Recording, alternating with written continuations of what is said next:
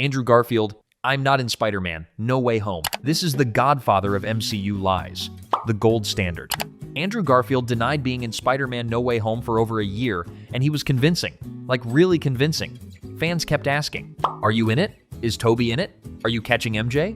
And Garfield would look straight into the camera and say, no, I'm not in it. That's just a rumor, even after leaked set photos showed him in the suit. Standing next to Tom Holland and Tobey Maguire, he still denied it, told everyone the photos were fake, photoshopped, fan edits. He even lied to Emma Stone, his ex-girlfriend, his former co-star, someone he probably trusted. He looked her in the eye and said he wasn't in the movie. Then she watched No Way Home in theaters and saw him swing in to save MJ. Garfield later explained that Marvel made him do it. That lying was part of preserving the surprise, like planning a surprise party and people keep asking if there's a party. You can't say yes, you have to protect it. And he committed, hard. Garfield's performance during the press tour was honestly Oscar-worthy. He sold it so well that even after the leaks, some fans still doubted he was in it. That's dedication. And when No Way Home finally released, seeing him swing in after months of denials made the moment even better. The lie worked, the surprise landed, and Garfield became a legend for it. James Marsden, no to Avengers Doomsday. This one's fresh. In January 2025, James Marsden appeared on Jimmy Kimmel Live, and Kimmel asked the obvious question, are you in Avengers Doomsday? Is Cyclops back? Marsden looked straight at the camera and said, no. His face immediately betrayed him. A cheeky grin spread across his face. He knew he was lying. Kimmel knew he was lying. Everyone watching knew he was lying. But Marsden stuck to it. Nope, not in it. Then a year later, in January 2026, Marvel dropped the X-Men teaser for Doomsday. And there was Marsden, in full Cyclops gear, comic-accurate blue and yellow suit, firing his optic blast at Sentinels, looking exactly like the character fans had wanted to see for 20 years. In March 2026, Marsden returned to Jimmy Kimmel Live to apologize. I lied. I was lying. I was being coy, Marsden admitted. Marvel told me you can't say anything, and I was like, what if I just say I'm not in it? They were like, that's fine. So Marsden straight up denied his involvement, even though he'd already filmed his scenes. Even though he knew the truth. He looked America in the eye and lied. Kimmel pretended to be furious. I felt a sense of confusion and betrayal, but really everyone was thrilled. Marsden is back as Cyclops, in the suit from the comics, finally getting his moment after being stuck in black leather for 3 movies. The lie was worth it. And Marsden isn't sorry. Well, maybe a little sorry. If you're enjoying these MCU lies, make sure to subscribe and hit the notification bell. We're breaking down every time actors fooled us. Let's keep going. Mark Ruffalo, why aren't we in those movies? Mark Ruffalo is famous for accidentally spoiling MCU movies. He's leaked Infinity War's ending. He live-streamed Thor Ragnarok on Instagram. The guy can't keep a secret to save his life. Except apparently, he can. During Press for Crime 101, his new movie with Chris Hemsworth and Halle Berry, Ruffalo was asked about Spider-Man Brand New Day. The interviewer brought it up casually, and Ruffalo responded with a joke, why aren't we in those movies? Like he wasn't cast, like he had no idea. Playing dumb. But here's the thing, set photos had already leaked. Ruffalo was photographed on the Brand New Day set with Tom Holland, in London, wearing his Bruce Banner clothes. The evidence was out there. Everyone knew he was in it. And yet Ruffalo acted like he wasn't. Why aren't we in those movies? It was sarcastic, playful, but also a complete misdirection. Because when the Brand New Day trailer dropped, there he was, Mark Ruffalo as Hulk, fighting alongside Tom Holland and Tobey Maguire. The guy who spoils everything managed to keep a secret, for once. And he did it by pretending he had no idea what was happening. Classic Ruffalo, except this time, he was lying on purpose. Not by accident. That's character development right there. Patrick Stewart. Who's Doctor Strange? Patrick Stewart is 81 years old. He's been acting for 60 years. He's played some of the most iconic characters in film and television. And yet, when asked about Doctor Strange and the Multiverse of Madness, he pretended he had no idea what anyone was talking about. The Super Bowl trailer dropped in February 2022, and fans immediately recognized Stewart's voice. We should tell him the truth. That's Professor X, no question. The voice is unmistakable. Stewart has one of the most recognizable voices in Hollywood. So when reporters asked if that was him, Stewart played dumb. Who's Doctor Strange?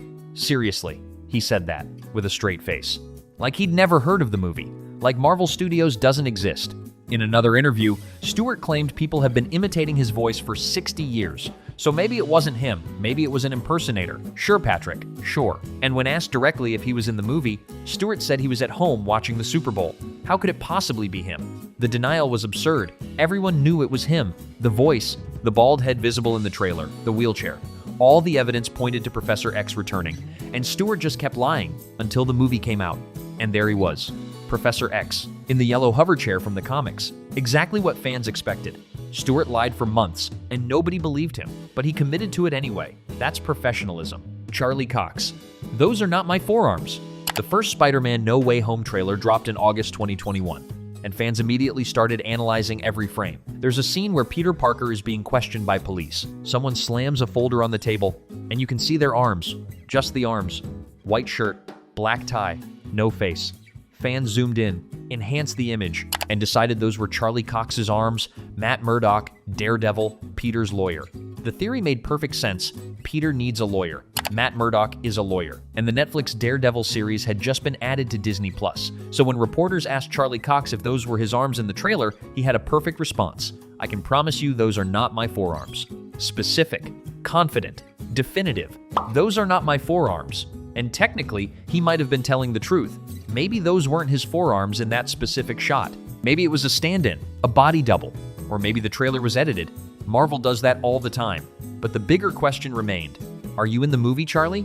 And Cox kept dodging. He denied his involvement, said it wasn't happening. Then No Way Home came out, and there was Charlie Cox as Matt Murdock, Peter's lawyer, catching a brick midair with his enhanced senses, looking directly at the camera like he knew we knew. Cox lied.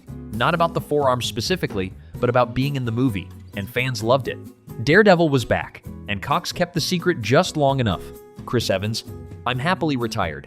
Chris Evans retired from the MCU in 2019. Avengers Endgame was his last appearance as Captain America. Steve Rogers passed the shield to Sam Wilson, rode off into the sunset with Peggy Carter, got his happy ending. Evans was done, or so he said. Fast forward to 2025. Evans is doing press for Materialists with Dakota Johnson and Pedro Pascal, and the interviewer asks about Avengers Doomsday. Are you in it? The Russo brothers are directing. Robert Downey Jr. is back as Dr. Doom. Surely Captain America is involved. Evans smiled and said he's happily retired. That's what he told Anthony Mackie too. When Mackie asked directly if Evans was coming back, Evans said, "Nope, I'm retired. Living my best life. Not coming back." Then in December 2025, the Steve Rogers teaser leaked.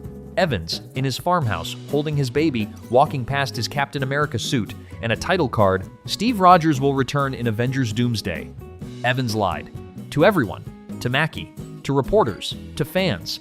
He said he was retired, but he'd already filmed his scenes, already signed the contract, already committed to the movie. And when the teaser dropped, Evans had to pretend he was sad about missing out. "It's sad to not be back with the band," he said during press.